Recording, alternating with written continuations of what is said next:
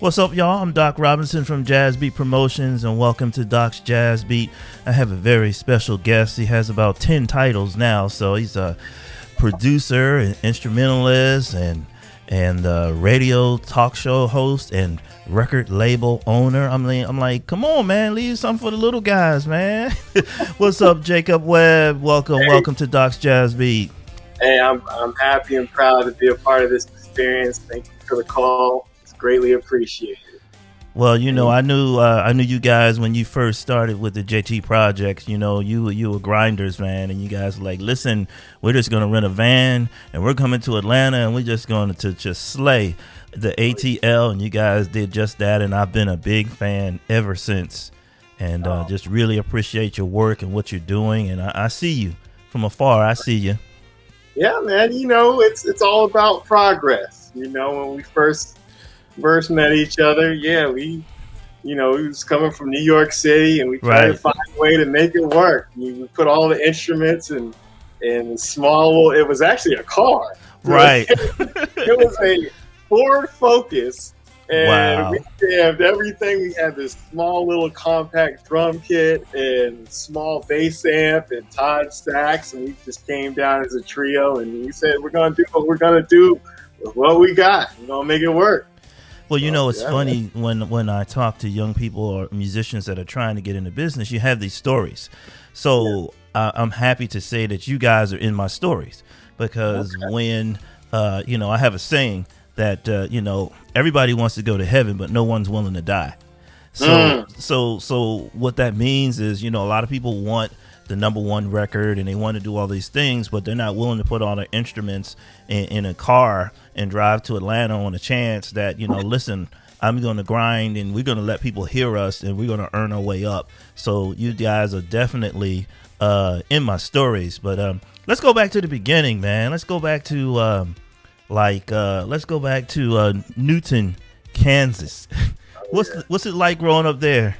Oh man, it's as country as rural as you possibly can imagine. I mean, very small town.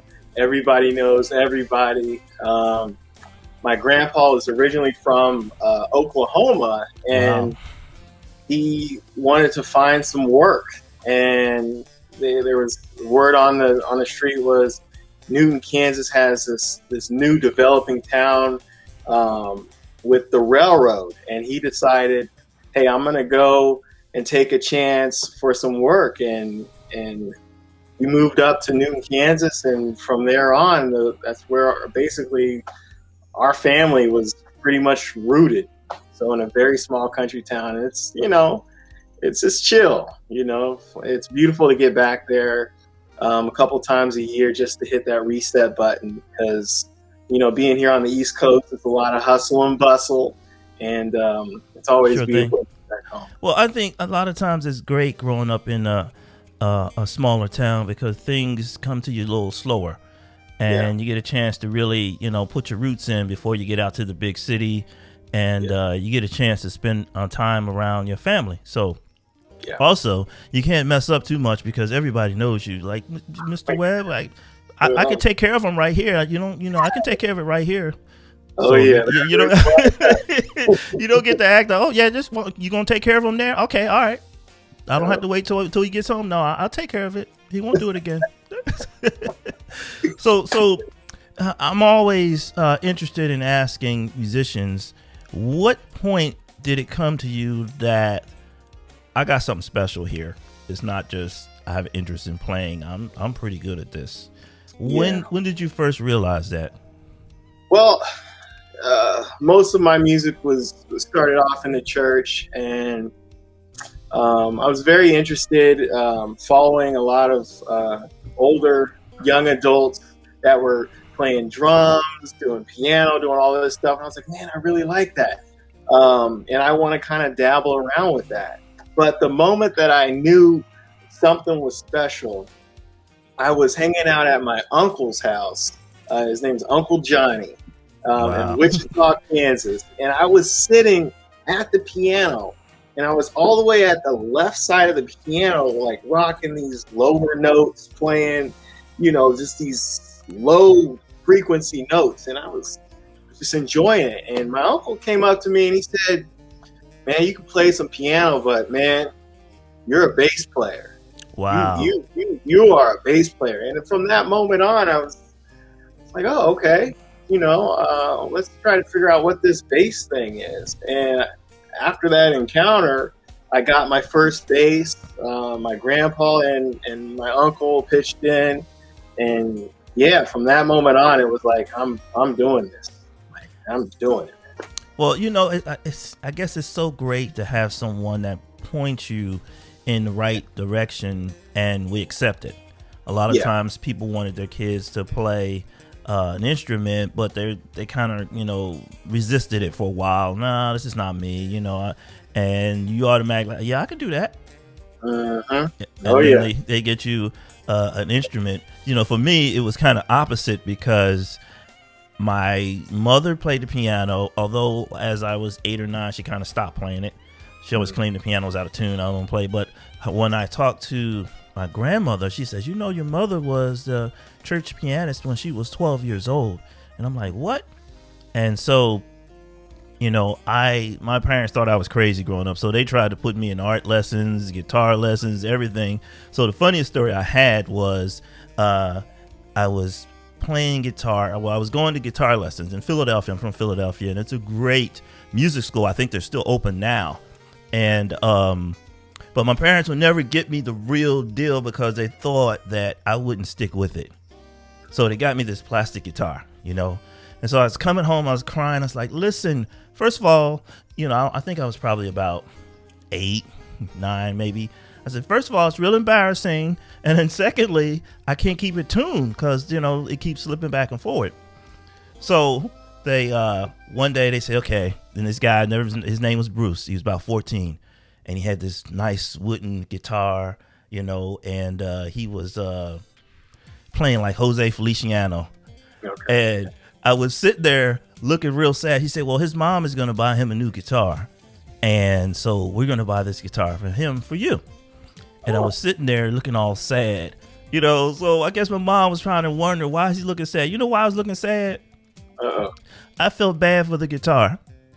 I'm like, you are never going to sound like this after today. It's just, I just knew, it's like, this is not happening. How some kids, oh yeah, I can play like that. I was like, I don't think that's happening because I tried.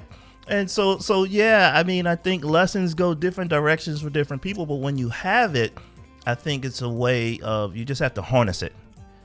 You got to figure out, okay, you can play, you got a natural ear, but now let's get you kind of tamed down and figure out a lane that you could be in. And so I think that, how old were you at the time when they first bought your first bass? I was 9? So, yeah. 10. So yeah, around the similar timeline as you.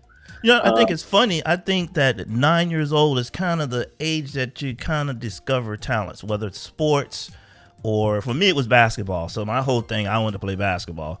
But, I think that 8, 9, you kind of feel something like, okay, I can play the piano, I can sing. So, just moving to that, going to college, and then how did the JT project get formed? Okay, so when I transitioned from being in Kansas, I decided to go to school in New Jersey, William Patterson University. And one of the first days I was there, I was hanging out with one of my buddies. His name was Moses Howard. And he was kind of giving me an introduction to the practice rooms for the first time. And when I went in, I just heard this sound, this wall of saxophone, and it was just beautiful. It was almost like it was calling me. And I asked Moses, I was like, hey, who's playing this saxophone? And he was like, oh, this guy, his name is Todd. And I was like, I need to meet this guy. So I went up to the room, opened the door, and there's Todd, man. He's just this real serious kid playing these beautiful melodies. And, William Patterson is more so a straight ahead kind of school. But what Todd was playing was just a little different. just very melodic, beautiful sound. And, from that first moment in encounter, I knew that we were going to be making a lot of music together. It was just a bond that, hasn't been broken since. So it's just one of those beautiful, beautiful connections. Well, I think I know what you're talking about, because it seemed like he had like an anointing on his horn, like a real spiritual connection. When he played, he dug. Every time he played, he was digging. But he wasn't playing so hard you'd be like, oh my God. It was just like that's what came out of the horn. Some people with horns, to me, it's just a tone. It's something about it. Either you have that tone that people like or you don't. And he's one of those people that I first heard him and I just thought, I was like, wow, this is different. These guys are young, but their music has an older soul to it. It's something that like sticks with you, And so, I've been promoting you guys ever since. I was like, you gotta hear these kids, man. They I was like, that's all I kept saying. I was like, you gotta hear these kids. They're on some different stuff. So I think we got a lot of airplay here on 91.9 WCLK. Shout out to them, the jazz station, and they like you too. So you're just moving up. And then you broke out on your own, and tell me about that. Yes. So in 2018, I felt, man, JT's doing very well. At that point, I think we had like a couple of #1 records and just a lot of great things happening. And me being the entrepreneur that I am, trying to expand, I was like, you know what?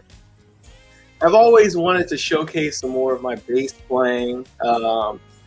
What would it be like if I did just a solo album, to see what, how the radio stations would react. And I wanted to do it under my own label.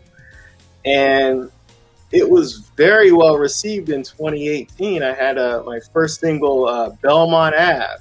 Right. It shot right up to like #6 on the Billboard charts. And I was like, oh man, this is great. I think we got something here, And, from that moment, I started realizing, man, being in the New York City area, I have so many people, musicians that are amazing friends, and I feel like they can, bring something to this label, this Next Paradigm label. So I ended up starting not only just the solo project, but bringing on some of my friends, and it's been very successful. We have Alex Parchment, trumpet player, what I believe is the new young trumpeter in smooth jazz.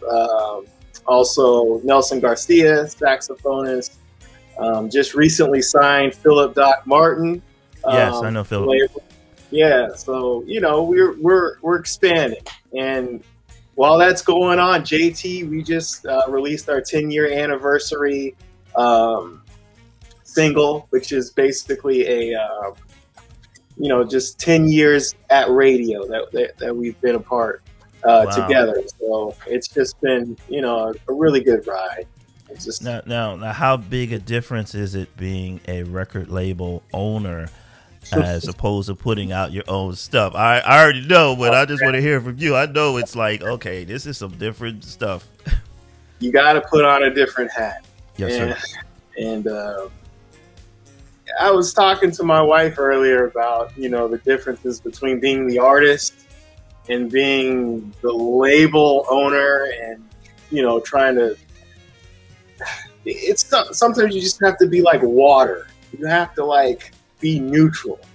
And because everybody has certain desires and things that they want, which I definitely love that. But it's just a different hat. You have to have a business mind. You have to be, not only in the music side of it, but the therapy side as well. With artists, everybody, wants to have that big #1 record, Right. And you kind of sometimes have to put people in a reality situation. But it's been beautiful. I mean, just to see a lot of my friends and people that I'm close with doing very well, it's just a blessing. I cannot complain about it. Yeah, I guess a lot of things you have to learn on the fly, that never thought were pieces when you were producing your own records and maybe up under someone else's wings. It's a big responsibility, and I'm just real proud of you, especially at a young age, taking on other people and not just being a player, but being a coach pretty much as a record label owner. So it's a different thing. And that's how I kind of got started with working with record labels in the military and getting the artists out to military bases and things like that. So, it's just one of those things where I think you just gotta, you gotta keep it going. Oh yeah. Yeah. It's a beautiful thing. And, one of the most recent projects I have in mind, I'm going to go into the studio with all of my artists. We're going to create something called the Next Paradigm Hang. Okay. And each artist will have about 15 to 18 minutes of short performance and a brief kind of interview. And I'm going to take that whole concept with my 6 artists currently on the roster, and then we're going to take that whole show and we're going to put it on the road. And we're going to have a festival, like some kind of festival in different regions of the country that showcases the Next Paradigm artists. And just trying to piece that together and figure out how we're going to do this on a logistical way. But that's the next move. Next Paradigm is all about. So when this whole COVID thing is under control. Well, actually, it probably can happen now because you have the resources of video, and you can travel to different cities to see different people via where we probably should have been 10 years ago with all of this, online stuff. And I think we're really behind now, but we're catching up because of COVID, so that's going to be one of my questions. I'm going to start by asking you, and this, we can imagine this is this time next year. So here's my question. If it hadn't been for COVID, you would have never fill in the blanks. I mean, I would have never hustled this hard on the label side. I mean, right. I mean, it's crazy. It's like you're put in this position and you got to make something happen out of what you have. So, yeah, the label hustle, I wouldn't have been as prominent to get these guys signed, get them on the radio, and just really focus on what we have here. So it's a different thing, man. It's the whole mentality and just finding other streams of income as well. It's the whole other thing, man. But so this thing right here, let's talk about this right here. I'm not playing. You're all right. You've been following. Okay. Yes, sir, man. Come on, man. So how did this come about? Well, I am very grateful to Trinity and Willie over at SiriusXM Watercolors. They've been playing, obviously, a lot of the JP project material, my solo stuff, and pretty much all of the Next Paradigm artists. And just one random day, I got a phone call. And, it was like, hey, we want you to be on the show. Well, when can you get it done? And I said, wow. I can get it done tomorrow. Wow. I know, that's right. Let's make it happen. So yeah, I used to call them like Elliot Ness. They were like the untouchables. You can't even, get your stuff on there or talk to them. Or it's like, so if they're calling you, that's huge, brother. Yeah, that's very, huge. very, very grateful. And they've, they wanted to share. They wanted me to share info about my label. So. The Craft Room, has aired twice already, and it actually will be doing its final encore this evening at 6 p.m. Eastern Standard Time. But yeah, they were very interested in my label, and they specifically asked, hey, talk about your label and, you know, what are some of the things that are important to you in those regards. So I really do appreciate that from them, and, you know, them reaching out to me. It makes me feel like I might be doing something right. Well, yeah, most definitely, you know, because I that's huge. To even have that platform, and then, you know, each one reach one, you're able to help other people, not just your label mates, but just young cats coming up in jazz, because you may not always know what will work, but you know what won't work, and so that goes far in the realm of business. Where do you see jazz going? I know, let's talk about some of the jazz greats that we've lost, like recently Chick Corea, and what that kind of does in the world of jazz for you. Yeah, I mean, anytime you see a great of that magnitude, you know, pass away, it's really hard, because they're the reasons why, you know, I'm able to do what I do, and a lot of people in my, you know, area can do what we do. So it's you know, it's sad, you know, to see that, but. It just is a reminder that we as musicians, the younger generation, have to step up to the plate. You know, like it's not going to be us. You know, we're not going to be the ones that lets it die. We want to be the ones that revives, you know, whatever genre of jazz. And that's the goal with Next Paradigm. It's the new structure. We're here. And, you know, we want to be able to, you know, give jazz that, you know, elevate it to the next level. And so, yeah, I mean, yeah, Chick, I mean, I experienced, you know, one of my great mentors who passed away. I mean, it seems like it was yesterday, Mulgrew Miller. Right. Rest in peace to him. You know, it's very difficult. Very difficult. Well, I think those guys leave a great imprint, because I think jazz has struggled over the last 50 years to be regarded outside the box. Everybody tries to put jazz inside a box. And if you look at, you know, Dizzy Gillespie and the people that come after him, he thought that person was crazy. You know, you look at Miles, you know, the person, you know, so each time somebody stands on the shoulders of someone, they take it to another level. I think Chick was a person that did it while he was alive. I mean, he went from straight ahead to synthesizer to electric to, you know, so he was playing right up to the very end, you know, everything, you know, so he did not contain his music inside of a box.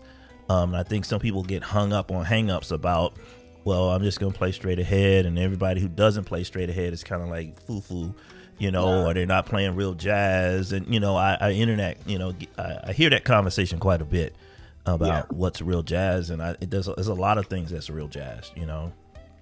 I mean, Duke Ellington said a great thing. It's like, you know, music is either good or bad, you know, and that pertains to anything, jazz, whatever. I mean, it's just, you have music that is hitting the soul. It reaches out to people, therapeutic, you know, has that love and passion behind it, or have music that just, you know, it is what it is. It's not, it doesn't reach the masses, or it doesn't have a emotional impact as well. So it could be good or it could be bad. And, you know, to box something, you know, that's, I'm not about that life. Well, it's funny how no matter what type of music it is, it could be country and western, it could be anything, but I think everyone recognizes when something's good. Even if they don't like it, they don't listen to it, they'll go, wow, that's pretty good. You know, I've always been that way. Every night as a kid, I went to bed listening to the radio every single night, different channels, western, you know, it could be classical, it could be jazz, but I always had to hear music every single night. And I started recognizing some other levels of music that I didn't necessarily listen to, but I thought, I gotta admit, it's pretty good. Yeah, there you go. Well, I think it's something about the blueprint of the music, the foundation of the music that makes it stick to your soul. You know, and I always, you know, people ask me, what do you think a hit is? And I think a hit is something that you push replay on 2 or 3 times when it comes out, and I gotta hear it again. Let me hear this part again. Let me, it's just something that you will hear. And on some songs, I know you've experienced this as well. You'll play 6, 7 times. You're like, oh my God, I got to hear it again. That's a hit to me. Oh yeah. Yeah. And the first 4 bars, you're like, okay, that's it. Yeah. Like when one of the first records that did that for me when I was, studying a lot of the straight ahead in college, or even before that, was Oscar Peterson's Night Train record. Right. Boy, that thing is, from the gate, just super cooking. Right. And the way that you feel is just like, oh my goodness. So, yeah, every song on that record is like it. What's the first CD that you ever purchased? Yeah, that's a hard question. Ooh, that I ever purchased. Yeah. That one, can I honestly answer that? Well, I could tell you a CD that there's a lot of music. I know. Give me a sec, because it's hard to just. Well, I'll tell you the ones I purchased, because I was around when CDs came out. So I think 1987. The very first CD I purchased was a Sade CD, my very first CD. But the very second CD I bought at the same time, was Jeff Lorber in Water Signs. So when I finally met Jeff Lorber, I brought him the CD to sign, and he's like, "Wow, where did you get that? I don't even have it. It's out of print." Wow. And that's the one with Freddie Hubbard on it, and it's just an amazing CD. And so I remember, waiting, for the CDs to come out, and I'm like, I'm gonna buy Sade, I'm gonna buy Jeff Lorber. I had the albums, but I didn't have the CDs, and those are my very first 2. Yeah, man. So some of my earlier influences, I loved, and these are, I'm a little younger, so I loved from the bass perspective, like Christian McBride. He was just so killing, because he was a version, like the updated version of Ray Brown, because I was a big Ray Brown fan. But Christian, something about his playing as a bass player, it just has so much just conviction to it, and just the mastery of the technical side, as well as his lyricism and his solos, and just the command of the instrument. So yeah, man. And my Christian McBride story is, I was in the military and I was stationed in Germany. So I went to go to this show in Frankfurt, which was like 70 miles away. And Joshua Redman was playing. Okay. Yeah. So I'm seeing Joshua Redman, and they had this bass player. And I didn't really know him then. And so after the show, I went up to talk to them. And he says, "Yeah, I'm Chris McBride." And I said, "Oh, well, where you from?" He said, "I'm from Philly." I said, "I'm from Philly too." And I said, "Well, what part of Philly?" He said, "I'm from West Philly." "I'm from West Philly too." I said, "Where?" He said, "Well, 54th and Irvin. I live in 53rd Irvin." Whoa. That's just, whoa. Oh my. I'm like, I had to come all the way to Germany to meet you, dude? What? He grew up like a block away from me. He's younger, of course. I didn't know him.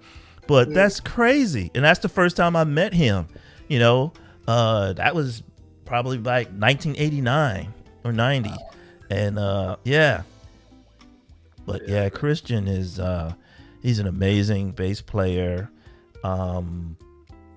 And he's I didn't know until I talked to the interview with Gerald Veasley last week that you assume that just because somebody plays the electric bass, they play the upright. And a lot of people don't. Because they were like, no, that's 2 separate instruments, and it's a whole nother bag with the, So you play both, right? Yep, I played. I started off on the electric bass, and then I ended up transitioning to the acoustic. Did a lot of classical music when I was coming up, and then I owned this electric upright bass. I saw it. I'm trying to pull up the picture, but I ain't gonna show people. I had the picture. I'm like, yeah, we'll mess them up with this. Yeah, man. So playing in the New York City area, you can get a lot of I don't know. People can give you some trouble with that one. Well, you know what? We had a young saxophonist here, so I was talking to Andy Snitzer. Oh, okay. And so we said, yeah, we got a little son, a baby, but he's an incredible saxophone player, but he was young, very young at the time. And he says, well, I'm gonna go to New York, and he lasted like a week because you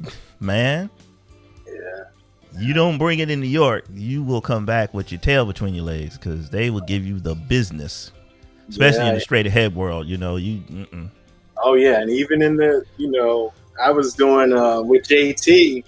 Because I also play a lot of keyboards, and we very fortunate to have a residency at the Sugar Bar in New York City. Valerie Simpson, yes, Asher Simpson, invited us to do a Wednesday slot there, and I was playing bass at the time, and we were doing this jam session as well, but on this particular Wednesday, the keyboard player couldn't show up, and so I had to fill the role. And I was always like, "Yeah, I'm cool with it," but with some of the classic R&B songs, I'd rather have a R&B keyboardist there. But right. I had to do the gig, so it is what it is. And so it was cool. And I continued playing, keys in the band, and Valerie called us up for this special event, and won't ever forget it. Freddie Jackson was there. Oh wow! And he wanted to do one of his songs. I don't know what was the name of that one. I think it was, I don't know if that was his original. One of his songs, but anyways. I was on the keys, and I wasn't playing the song right, man. And Freddie looked back at me. He was like, "Nah, man, you got to get off, man. Valerie, get this guy. I need to play with you, And so she kicked me off the stage. I was like, "Yeah, this is New York, man." It is what it is. It's a learning experience, right? Right. You just gotta go through that, and it was like, all right, yeah. Let's practice a little more, Yeah, let's let. I'd have been like, well, you hand me a bass, we can do some business here. Like, be like, yeah, well, you ain't gonna say that if I get on the bass. What? Oh, yeah. I'm not asking you to play the bass. You play the piano. Yeah, right. But yeah, I mean, it's beautiful experiences, though. I mean, it's just New York City is tough. Yeah. But I mean, Philly the same way, I mean, it's I was in Atlanta is kind of, we were doing a thing. I did a series called Straight No Chaser with Phil Davis. Oh, cool. And this saxophone was up there playing, and he was kind of laughing through the horn. Whoop, whoop, whoop, whoop, whoop, whoop. He said, hold it. Stop. Go stand in the corner. We don't play that. We don't do that. We don't do that. When you ready, I'm ready to pull you back in. I'll tell you to come back over. You still in the corner. Said, we don't laugh through the horn over here. What do you think this is? Oh boy! Yep. Go stand in the corner. I'm like, oh my God, yeah, man. You gotta, but that's what you need. I mean, Eric Marienthal. I mean, as great as he is, he said, man, I thought I was doing something. Or no, Ever Harp said, yeah, man, I thought I was gonna go, sit in with Eric Marienthal, but I didn't really have all my stuff with me, so I brought my horn up there, and he's like, he handed me my butt. He's like, he handed it to me. He said anybody, any given day can hand it to you. Oh yeah. But you go back, you work on your chops, you come back out, you lick your wounds. You're like, okay. As long as you get back up. Yeah, as long as you get back up, but you remember some of those chops that you got from that, and you get another knife fight, But some guys can cut you, and you'll be at home, and you'll be like, he cut me. You don't even know you bleeding. Oh boy, that's good, man. You don't even know you bleed, man. It's just. But that's the beauty of music to me. Is never the same. Even if you play the same songs every night, it's still not the same. What do you think it's going to be like when you hear the first crash of live music with an audience?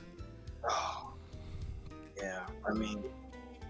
we've done a lot of, or personally, I've done a lot of virtual stuff. Actually, 2 days ago, I was able to invite some of my artists down here, and we did a virtual show, and it was great, beautiful, but it's not the same. Nowhere Right. close to the feed and energy off of an audience, and there's the experience of just being with people, the human connection, that love, that passion, all of that stuff that's just circling around in the atmosphere, and it's almost like it's therapy, and it's something that you just, we are, we're stimulating the mind. We're creating this experience for everybody that's out there. So to answer your question, I mean, it's going to be surreal. It's like just an amazing feeling of, wow, that energy is back. And I know that people are going to appreciate it on such a higher level. Maybe even more so than Yeah. before. Oh, yeah. Because I think they might have taken it for granted. Oh, I can just go see him next week, or JT Project's going to be over there next week. Now it's like, where are they playing? When? What? Right. And, and personally, I know I've taken it for granted, just the privilege of being able to perform, and yeah, because that could just end at a snap of a finger. And, Right. And just also realizing how important our skills are as musicians and what we do. Because like I was saying before, it's a very therapeutic thing to be able to perform for someone. It takes people out of, whatever is going on in their lives at the current moment. And it's just a beautiful, beautiful drug, music. Yeah, I think we tried like one show in the pandemic, something on the rooftop. And even the physical shock to my body of hearing the music and the bass, my body was like, wow, that's loud. I mean, it was a different type of thing. Even the loudness of the music of a live show. And it was a different, thing from doing, this online, which has been great for some people, keeping them going. But there's nothing like feeling a show. When you feel the bass, you feel the kick drum, it's just like a musical explosion for your mind, So I'm looking forward to, hosting live shows again and bringing the JT Project in. I was like, you guys are big time now. I can't get you, so I was like, man, I mean, look, I don't know if you're ever interested in, doing like a JT Project Next Paradigm just event, Of course, we're family now, right? So I mean, I got you. Yeah, any help that you need, anywhere you need to go, or festivals. I mean, we're doing a festival in November, so hopefully this will be cleared up in Los Cabos. So, the Life Lux Jazz Festival, and we'd be glad to assist you guys in anywhere you want to go. Have you back to the ATL, Atlanta Jazz Festival, all those things that we're kind of involved with from time to time. But man, it's been a pleasure talking to you, brother. And I love your music. I love what you're doing. I'm so proud of you. You're a great mentor, even without connection to other people, or if you are not. But people are looking. That's what I mean to tell you, is that a lot of times we don't really realize that people are watching. Your example of your grind. And I respect what you do, and I respect what you guys have done. And having your own record label and being on Sirius XM, you got to hook a brother up. Anyway, having a little hobbo, help a brother out. But what you need, man? What's going on, man? Right, yeah, come on, man. Each one reach one, But it's been a pleasure having you, man. And anytime, man, come back and join us for Doc's JazzBeat. My guest today has been Jacob Webb, entrepreneur, business owner, record label mogul. That's pretty good, right? And artist, and just all around good guy. Thanks for having me. Thanks for joining us today, man, and much continued success. Hey, thank you, Doc, for having me. And let's do it again sometime soon. Yes, sir. All right, brother. All right, you take care over there.